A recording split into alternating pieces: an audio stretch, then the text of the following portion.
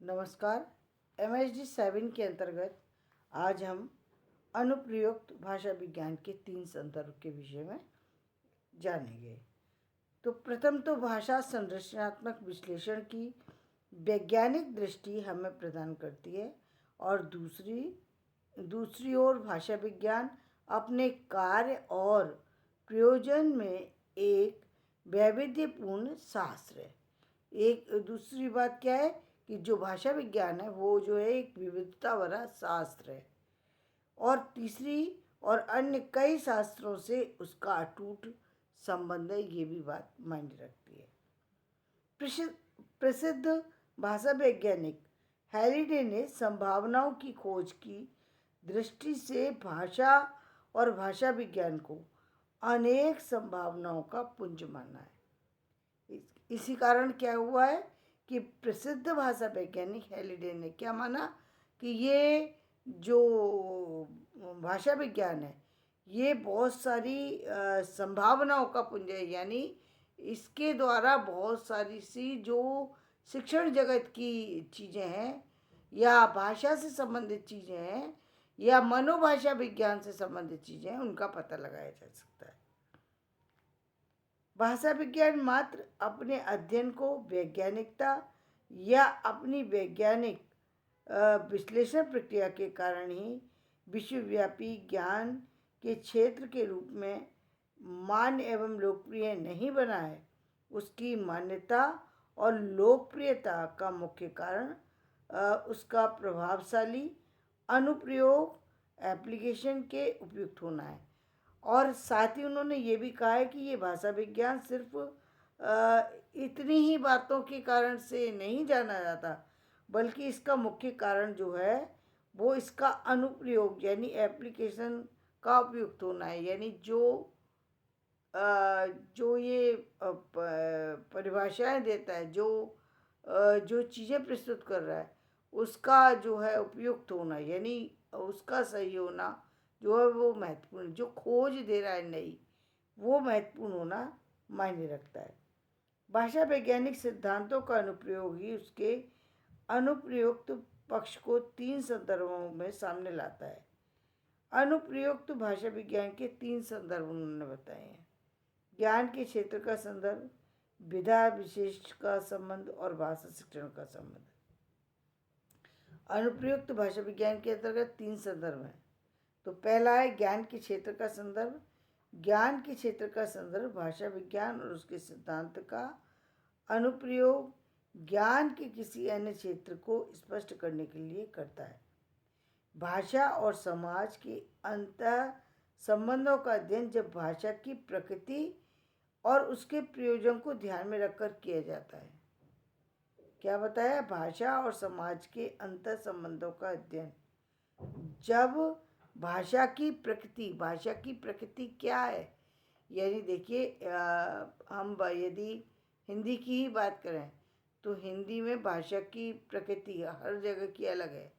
जैसे यदि हम भाषा की खड़ी बोली भाषा की प्रकृति की बात करें तो जो हरियाणा वाली खड़ी बोली हिंदी है उसकी भाषा की प्रकृति जो है वो हार्ड है, या राजस्थानी हिंदी जो है उसकी जो प्रयोग है वो हार्ड है। इसीलिए वीरता की रचनाओं में यदि उसका प्रयोग किया जाए तो वो ज़्यादा सौंदर्य के साथ प्रस्तुत हो जाती है। और इसी तरीके से यदि ब्रजभाषा की हम भाषा की बात करें तो उस भाषा में सौम्यता, सरसता, सरलता है। इसलिए उसका प्रयोग यदि काव्य में किया गया तो वो सफल हुआ, क्योंकि लोग काव्य में जो है वो मधुरता को चाहते हैं, तो वहाँ पर उसका प्रयोग उपयुक्त हुआ। खड़ी बोली हिंदी का प्रयोग जब हम अन्य जगह पर करते हैं तो वो जो खड़ी बोली हिंदी है वो हम चाहे कुछ भी कह सकते हैं कि संस्कृत निष्ठ हिंदी होना चाहिए, उर्दू निष्ठ होना चाहिए, लेकिन बात यह है कि जो समाज की डिमांड है उसके अकॉर्डिंग यदि हम देखें तो आज की जो इंग्लिश है वो हिंदी जो है वो इंग्लिश के साथ में जो प्रयुक्त हो रही है वो कहीं अधिक प्रभावी हो रही है। जिस तरीके से पहले संस्कृत से जुड़ कर के या उर्दू से जुड़ कर के हिंदी अपना स्थान बनाती थी, अपना एक विशेष मुकाम रखती थी, अब इंग्लिश से जुड़ कर के रख रही है। इसका रीज़न ये है कि यदि वो इंग्लिश से जुड़ कर के रख रही है तो वो विश्व तक अपनी जगह बना पा रही है, विश्व के हर कोने पे तक पहुंच पा रही है। अभी आप एक चीज़ देख रहे हैं कि मैं अपनी जो वीडियो डाल रही हूँ उसके टाइटल जो है इंग्लिश में डालने की कोशिश कर रही हूँ।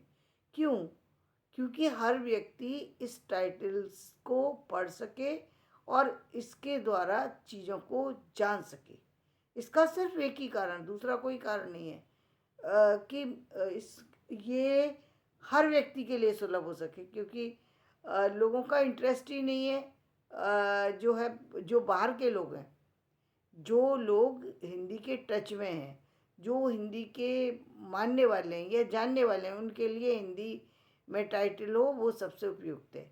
यदि लेकिन उनसे अलग जो लोग सिर्फ इंग्लिश के मीडियम की चीज़ों को पसंद करते हैं, इंग्लिश की चीज़ों से अट्रैक्ट हैं, उनके लिए इंग्लिश के टाइटल ही मायने रखते हैं, इंग्लिश की चीज़ें ही मायने रखती हैं। तो उनके लिए आकर्षण के लिए इंग्लिश का टाइटल होना जरूरी है।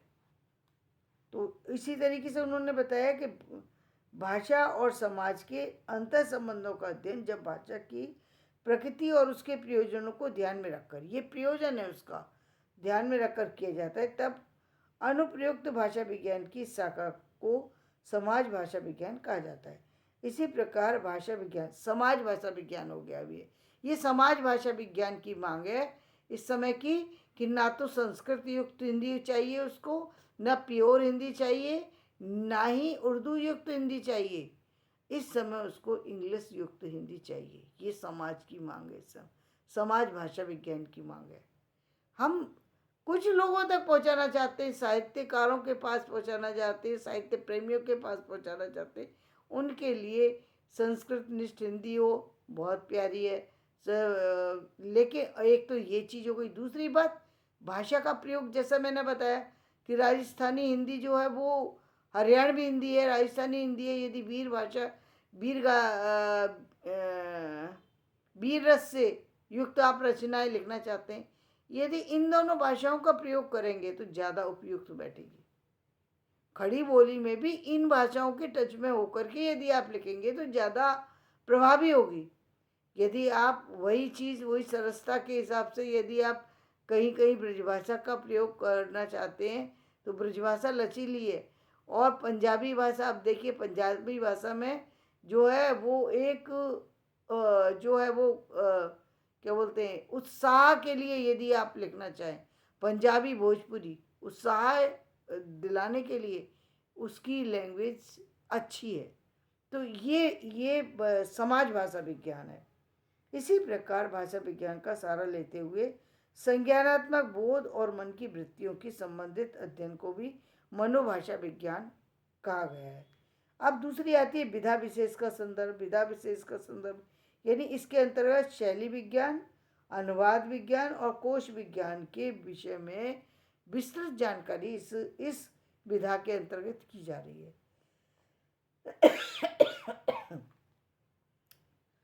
Excuse me. भाषा विज्ञान सिद्धांत एवं प्रणाली का अनुप्रयोग इन विधाओं को एक निश्चित सैद्धांतिक संदर्भ दे देता है। तीसरा है भाषा शिक्षण का संदर्भ। भाषा शिक्षण का संदर्भ जो है इस संदर्भ या क्षेत्र में भाषा विज्ञान की देन ने अपना अलग इतिहास ही बना दिया है। कि भाषा विज्ञान की देन की हम बात करें तो एक अलग से इतिहास बन गया है कि भाषाओं ने इतना अलग अलग भाषाओं के माध्यम से करें या केवल हम हिंदी पर चर्चा करें, यदि हम रिसर्च करने बैठते केवल हिंदी पर चर्चा करें या हिंदी से जुड़ कर के एक अन्य भाषा को जोड़ कर के उसके संदर्भ में चर्चा, तो इसने अपना एक नया इतिहास ही बना दिया है। मातृभाषा और अन्य भाषा शिक्षण, शैक्षिक व्याकरण और शिक्षण सामग्री, शिक्षण प्रणाली, शिक्षा तकनीकी आदि विभिन्न विषय जो है इसके अंतर्गत आ जाते हैं। तो जब हम इन तो हमें एक बृहद जो है जानकारी इस भाषा विज्ञान से प्राप्त हो सकती है। इसको हम पूरा मिलाकर के बोलेंगे तो मनोभाषा वैज्ञानिक जो शिक्षण प्रणाली है उसके बारे में हमें इससे जानकारी प्राप्त हो सकती है। तो आज का वीडियो मैं यहीं समाप्त करती हूँ। मेरा वीडियो पसंद आए तो इसे लाइक करें, शेयर करें और सब्सक्राइब करें। धन्यवाद।